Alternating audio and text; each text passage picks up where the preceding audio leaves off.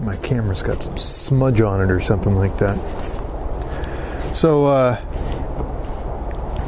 gone into the subject of education today. And then I started talking to myself about intelligence, what intelligence is, and how we seem to always rate it. And I didn't really have an epiphany today. This is something I've always known, something I've always appreciated, but it has to do with different people have different inspirations. And this is something we need to pay attention to. In my opinion, especially now these days, it makes you wonder what the real definition of intelligence is, because we have such a narrow view of it, in my opinion. So how do you define it? Intelligence, according to the dictionary, says the ability to acquire and apply knowledge and skills. Well, it's a great definition. What does it really mean? Success. They use the word success. The accomplishment of an aim or purpose. Is the process more important than the result? I think we make a lot of assumptions about people. We make assumptions on their level of intelligence based on, very kind of macro scale criteria. Body language, posturing, verbal skills, grammar, technical ability, confidence. Details people. I mean, some people are just able to extract details from a data set that's incredible. Coming up with ideas, having imagination, having empathy. Those are things that are called, emotional intelligence, some of that stuff. And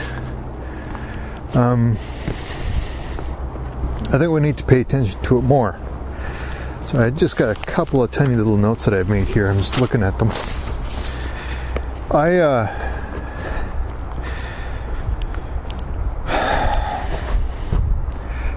Just a normal guy. This is deep stuff for me.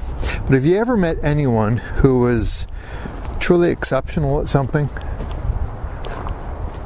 So whenever I come out to this opening, I'm looking for the moose. Got the full kit on, of course. Got the belt on, the belt order, as always. Here's the drum custom knives.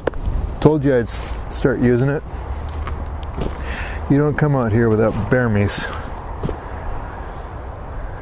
Anyway, have you ever met somebody who was truly exceptional at what they do? I mean, they found the perfect job for themselves, or the perfect occupation. I mean, at that point, if you're that good at something, it ceases to be a job, doesn't it? Career is kind of the transition to, finding things that you can do and enjoy. And I've been thinking about my kids and what it is that might truly fascinate them so far as looking at career opportunities. It's a difficult time. I call it the people that actually find what they love and have the initiative to direct themselves towards what it is that they love. Those are truly the blessed ones, because it's not a job for them. So that brings me to people. People normally associate this with kids, because one of our jobs as adults is to try to help kids to understand where they need to go and what they need to do. And sometimes we apply fairly old formulas to help them look to the future, to what it is that they're going to do with their careers and their time and their personal investment. We've been setting people up to become professionals in a certain field that is totally inappropriate for them. But that's our idea of what success will look like. So if you're going to be successful, you need to do what we're suggesting you should do. And they were just the wrong fit for that kind of a job, that kind of a role, that kind of an education. There's a story that I remember it was a TED video years and years and years ago.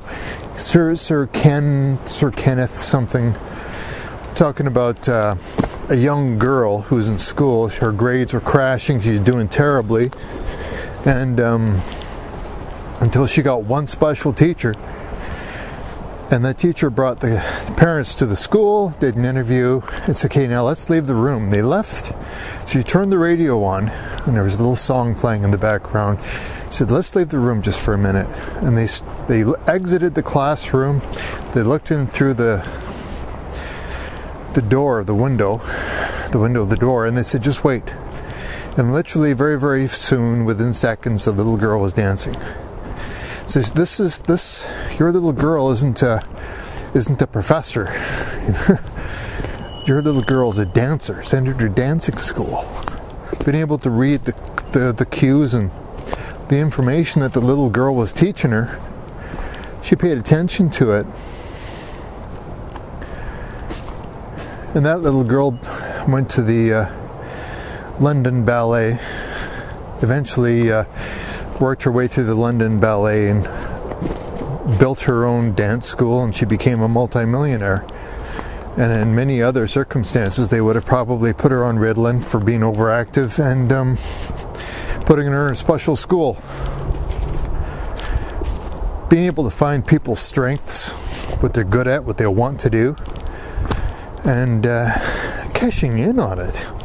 As corporations, as employers, as supervisors, being able to see what it is that your subordinates are exceptional at and try to help them pursue those kinds of aspirations and career opportunities rather than focusing on their weaknesses and getting them to fix their weaknesses because they're not as good at something. Well, you end up doing jobs that frankly you weren't really interested in or really wanted to learn. But that's where you got to go, because that's where you need to improve, instead of cashing in on your strengths. I'm not talking about myself, but I'm talking about everybody. So one of the things that I'm going to do as a dad is try to help my kids find out what they're exceptionally gifted at, because everybody's exceptionally gifted at something. Another deep video by Rifle Chair. Hope you're all doing well, folks. Spring's coming.